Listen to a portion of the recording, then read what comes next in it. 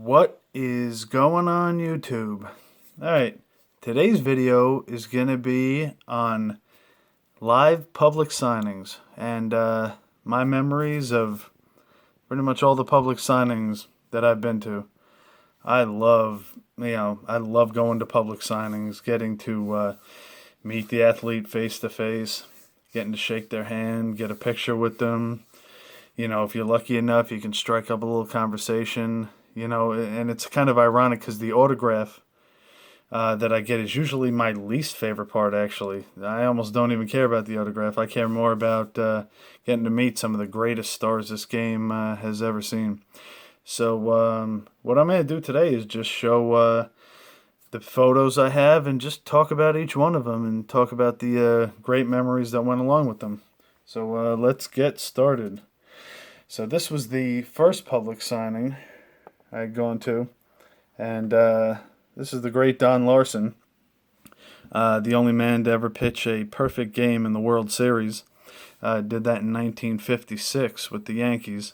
Now, this was the first signing I had ever gone to, and with just about all my signings, my wife Joy joined me, and this was in Massapequa at a place called Last Licks, which isn't there anymore. This place was a ice cream store / memorabilia shop, if you can wrap your head around that. It was pretty cool, and they did have a decent amount of live signings there. And God, look at how skinny I was back then, and I actually had hair before my wife and kids made that go away. But yeah, so that was really cool to meet him, and I had him sign a ball for us. Now, this was the next signing, and this was also at Last Licks. The great Yogi Berra.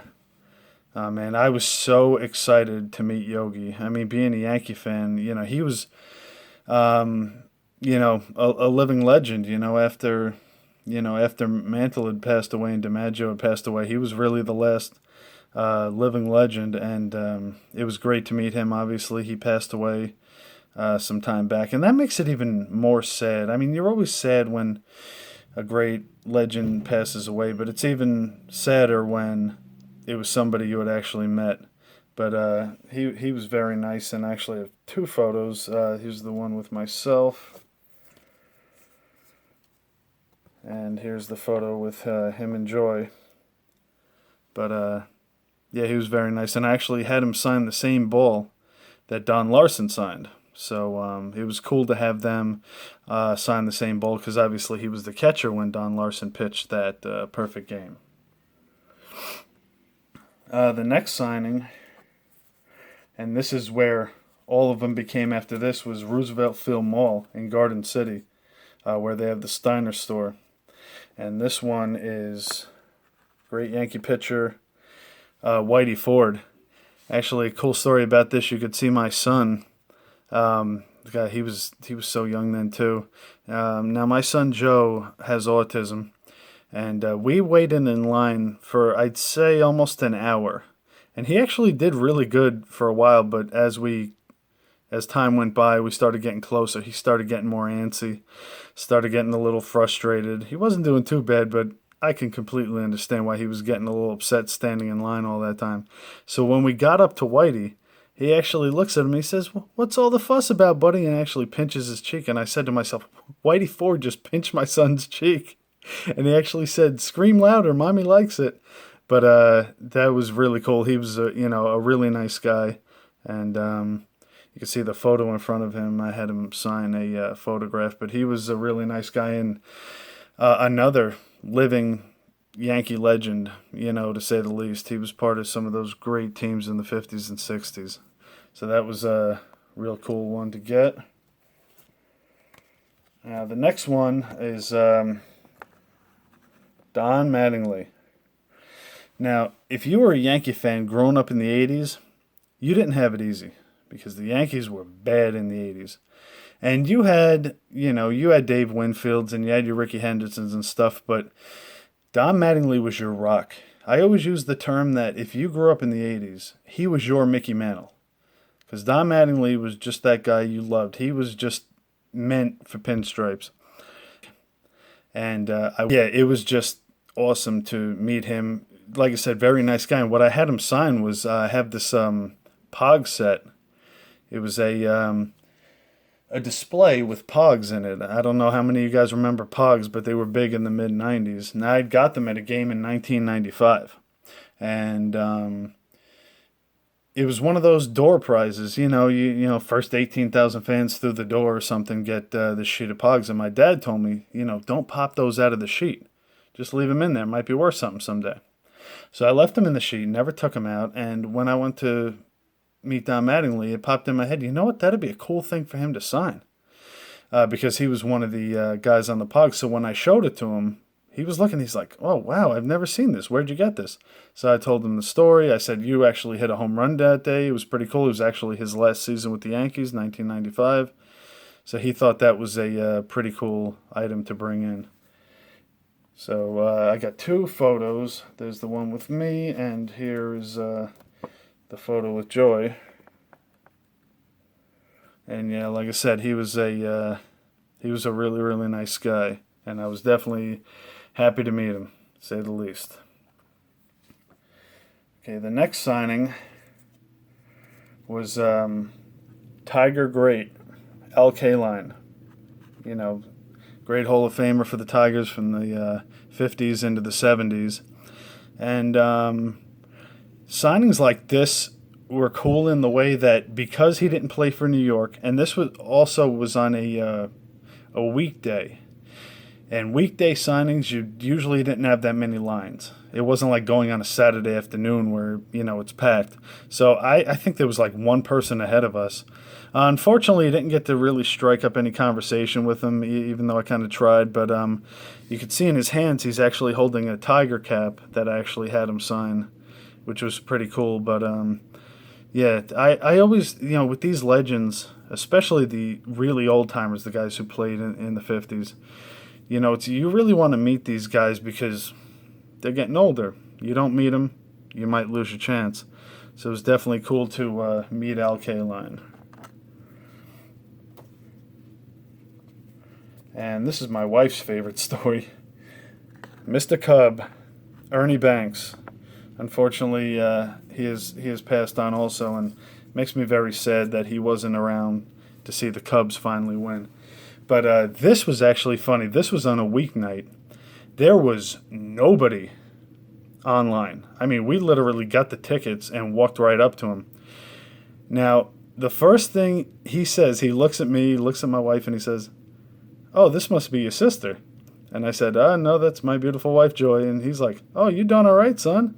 He's like, "You sure it's not your sister?" I said, "Hey, you're hitting on my wife. You better give me a free autograph." So he was cracking up. His daughter was actually there with him. And if you look on the right of the photograph, that's actually Ryne Sandberg. Now, I didn't get an autograph from him at the time, but I got to shake his hand and talk to him. I think if memory serves, I think his wife was there. And because there was like nobody really getting autographs from these guys, they were all kind of talking, and we were talking to Ernie Banks for at least like 15 minutes until I think the next person came up, which was so cool to just sit there and have a conversation with these guys. They're talking to you like they're your pals, and it's like, here's Mr. Cub, and he's talking to me just like a regular person, and that's the best. Like I said, I'd trade in the autograph for all that, but actually what I had him sign was a nice Cubs hat I had picked up. So that was definitely a really great signing memory because, like I said, I think we got to talk to him longer than we had gotten to talk to anybody. Okay, the next one is Bernie Williams. Bernie Williams, if you're a Yankee fan, he was a center fielder for those great teams of the mid to late 90s and early 2000s, and, never good enough to be considered Hall of Fame material, but I mean, if you were a Yankee fan, you just loved him. He was a great player. He always felt like a good guy. Now you see in front of him is that Pog set I was talking about. Now this was cool because I already had Don Mattingly sign, And when I put that in front of Bernie, he's looking at it. He's like, wow. And he's talking about all these players. He's like, oh my God, I forgot about Luis Polonia. And he's like, oh, look, yeah, this is when Mike Stanley was catching for us. And he's talking about all the guys on this display. And that was pretty cool. And he signed over his little portrait as well. But that was another fun signing. And as you guys know, I'm also a huge fan of boxing, so I had to meet some great former champions. And this is the great Sugar Ray Leonard. And I'll tell you what, this guy's in great shape. He looks like he could still go out and kick somebody's ass now. I'm telling you, he was in great shape.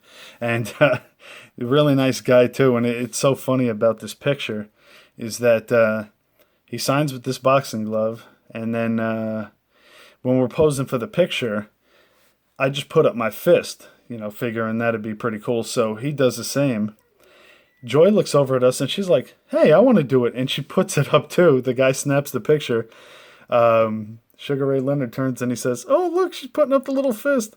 He was really cool, really funny and everything. And like I said, that was cool because that was the first professional fighter that I had met.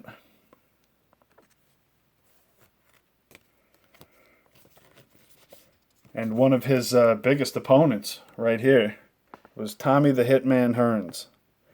And it's funny because I actually had him sign the other boxing glove that was in that pair. And this was actually the same day we had met Mike Tyson because they had a few fighters there. And yeah, so that was definitely cool to get his autograph too. And actually in my collection I have his boxing glove and Sugar Ray Leonard's boxing gloves facing each other. Because those two, I believe they had two epic fights together, and so that was another great one. And of course, not too long after that was Iron Mike Tyson. Now, let me tell you a little story about this. Whenever we went to these signings, now Roosevelt Film Mall in Garden City is about exactly an hour away from home. So when we would go to these signings, we'd have the folks come over to the house, watch the kids. We'd go out there, do the signing, get something to eat, we come home. I never expected his line to be this ridiculous, but his line was insanity. I mean, it was beyond ridiculous how long his line was.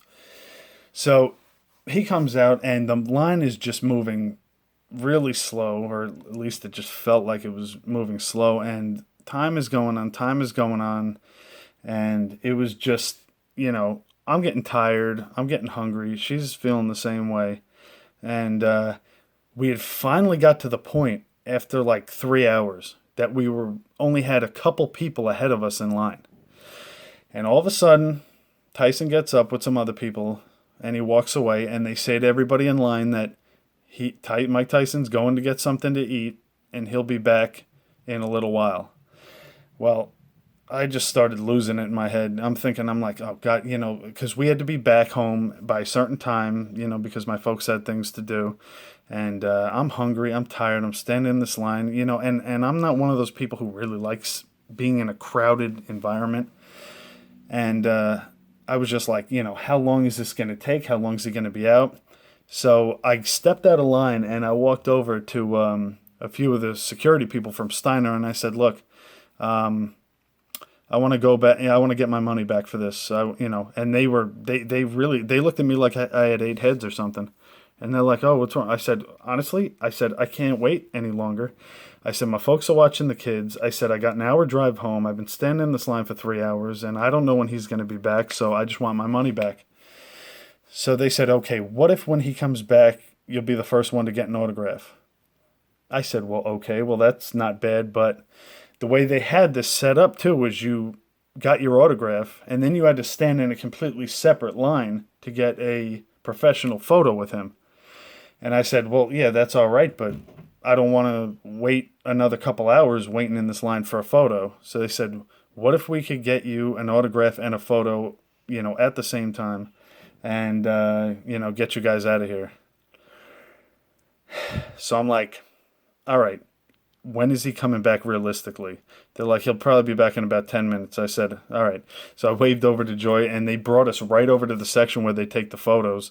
And yeah, sure enough, it was about 10 minutes.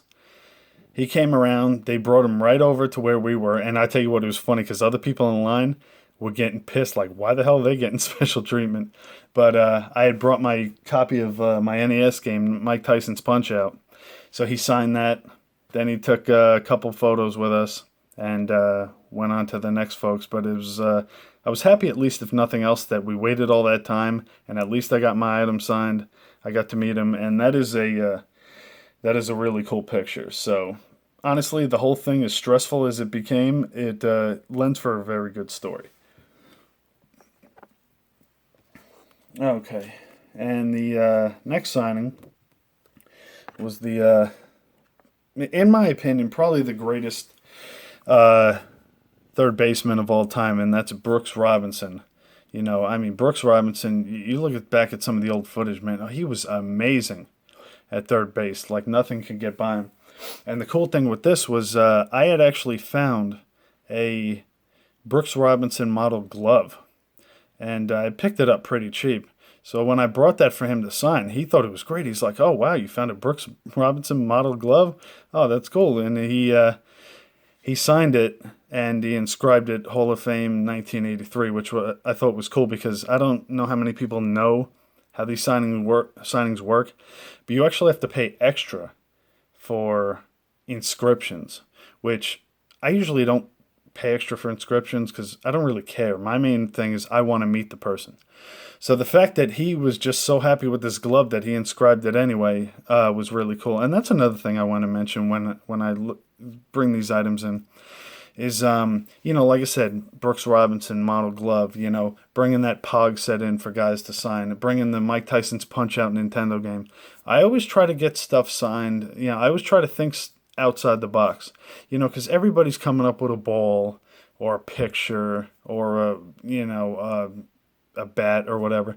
And I always try to think of something that's going to make the person say, oh, wow, where'd you find that? It just makes it more interesting. And sometimes you can strike up conversation that way. So that was definitely another good signing. Okay, and here we got another Yankee legend, Goose Gossage. Now one cool thing about this was literally a few days after he received his plaque in Monument Park. And what I had brought to him was an old 1978 Yankee schedule that my dad had given me a long time ago. And it was something I had kind of wanted to get signed by somebody for a while, and he was the first one I had signed it.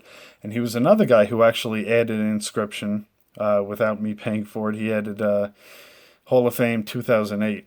And right after we took this photo, I said to him, oh, so how'd it feel to get that, that plaque? And he was like, oh, brother, I'm still coming down from that cloud. That was amazing. And I'm thinking in my head, he was just standing in the middle of Yankee Stadium, giving a speech and receiving the plaque, and now he's talking to me about the way he felt about it. And I mean, really, how cool is that? But definitely a very nice guy, and we were definitely happy to meet him.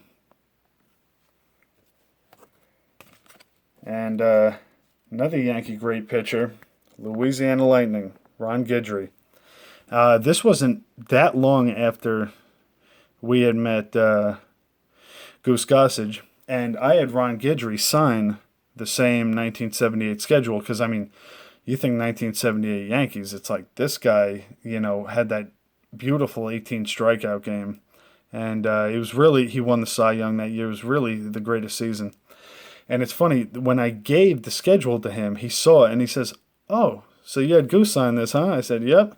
And he opens the schedule up, and he's looking through it. He's like, yeah, I remember this season. He said, Goose screwed up that game, Goose screwed up that game, Goose screwed up that game. He was cracking us up. But, yeah, he was a really nice guy, and like I said, I got his autograph on the schedule. So that was another cool addition to that 78 schedule. Okay, and another Yankee great from the 70s, Chris Chambliss. I actually had this little Yankee mini bat that I had for years, and didn't really have any use for it. So I'm like, you know what? We were meeting him the same day we were meeting Bucky Dent. So I said, I'll bring a little mini bat for Chambliss to sign. And I had told Chris Chambliss, I said, 1976, when you hit that home run to win the pennant for the Yanks, I said, now I wasn't around for that. That was a few years before I was born. But I said my parents were, they told me they were jumping up and down when that happened, because you got to remember, before that, the Yankees were in like their biggest drought at the time. They had been in a drought for a long time, and to go back to the World Series was a beautiful thing, especially off a home run like that. And I had told them that. I said, yeah, when you hit that home run, my parents told me they were electric. They were jumping up and down with excitement. So he thought that was really cool. And like I said, the same day, we met Bucky Dent. Yeah, he is definitely not loved in Boston, but it makes me love him even more. Obviously, everybody knows about 1978, him hitting that home run, and unexpected. He was not a home run hitter. But, yeah, that was great. And he was the third person I had sign that 78 Yankee schedule, because he was another big name for the 78 Yankees. So that's my 3 signatures on the face of that schedule. So that was something I wanted for a while. And like I said, he was a nice guy, and was happy to meet him. Okay, here's probably one of the greatest hitters of all time, Frank Robinson. Yeah, Frank Robinson, I'm sure, everybody knows, but I mean, he's really one of those somewhat underrated for the talent he had. He was the first black manager in the majors. Yeah, he was a great home run hitter, the only person ever to win the MVP in both leagues. And actually, a funny story with him is, now anytime we went to a signing, I would introduce Joy. I'd say, this is my wife, Joy, when we meet the person. So he says to me, he's like, oh, how long you been married? So I had answered to whatever, I don't remember exactly how long we were married at the time, but when I said it, I looked at her at the same time, and he says, oh. No, he said, don't look at her. You shouldn't have to ask her for help. You're supposed to know. I said, all right, I got the answer right. But that was actually pretty funny. And I actually had him sign this little display I had found of a 1956 Cincinnati Reds patch. In 1956 was the first season that he came up in the majors, and he came up for Cincinnati. So that was a cool little display, a little something different to have him sign. And that same day, met another Yankee great, is Paul O'Neill. And you could see I'm wearing my New York Knights jersey from the Natural. And it's funny, that's the first thing he said to me. I walk up to him, he looks up at me, and he says, hey, that's from the Natural, right? I'm like, oh, yep. He loved it. And I had him sign that Pogs display as well. So I have 3 signatures on that. And he was he was a really nice guy. I tell you, definitely happy to meet him, especially being a fan of the Yankees, in the late 90s, early 2000s. He was one of those faces on that team that you just loved. Steinbrenner always called him the Warrior, and he played, I tell you what, he played tough, he played fierce, beat the shit out of a lot of Gatorade coolers. But he made it exciting. He was always a great player, and I was really happy to meet him and, like I said, get that 3rd signature on the Pogs. And the last signing I'd gone to, this one, unfortunately, Joy couldn't attend with me, but this was when I met Cal Ripken Jr. And you could see in my hand, I had a Beckett magazine from 1995. And I always loved that magazine, so I kept it. It has that, it looks like a 34 Gaudy card with the Lou Gehrig says on the bottom. So I got up to him, and I put the magazine in front of him, and right off the bat, he's like, oh, wow. He's like, that's a cool Beckett magazine. He's like, that's from 95? I said, yep. He's like, oh, that's awesome. So he signed it, right on the front. and then got up and we took a picture together. And I tell you what, I always knew he was a big guy. I never realized how he is a big dude, to say the least. Because I'm not the shortest guy in the world, and he makes me look pretty small. But he was a really nice guy, and I was really happy to meet him. I mean, he's the Iron Man. He's somebody I wanted to meet for quite a while, and I'm glad I got to. And that was the last signing I've been to, and that was October 2015. So, so I mean, that's over a year ago. There's a couple reasons why I haven't gone to signings in a while.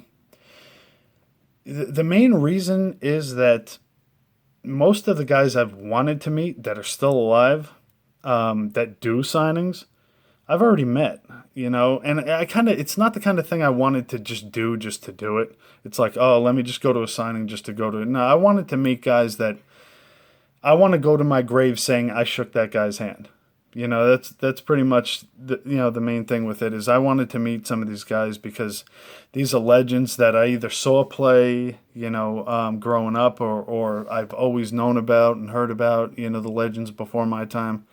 And that's one of the reasons I haven't really gone to a signing in a while, is because I kind of met everybody I really wanted to meet. Like I said, that are still alive and that do public signings out in the area that I live in. So like I said, that was the last one I had went to. But for anybody out there who is a collector, if you get a chance, because I know there's a lot of people that just buy stuff from the online or from the LCS or wherever you go and stuff like that. But get some live signings under your belt if you don't already. Meet some of these guys, because it's just such a great feeling, and it adds such a great memory to that piece of memorabilia. When you look at it, you don't just say, "Oh, well, I remember when I bought that." You say, "Oh, I remember when I met him. I remember when I shook his hand. I remember what he said to me that day." It really brings collecting to another level, and it gets it really exciting. And like I said, the memories you're never gonna forget. And all these photographs I've shown you guys, I have in a nice album. They're all together. And I tell you what, that's a great conversation piece. Somebody comes over that's into sports, just breezing through that book. It's just like, wow, I can't believe you've met all these guys. And when I think back sometimes, I can't believe it either. Well, YouTube, I really hope you enjoyed this video, because these are some of my great memories that I just wanted to share with everybody out there. So you guys have a great night, and I will see you next time.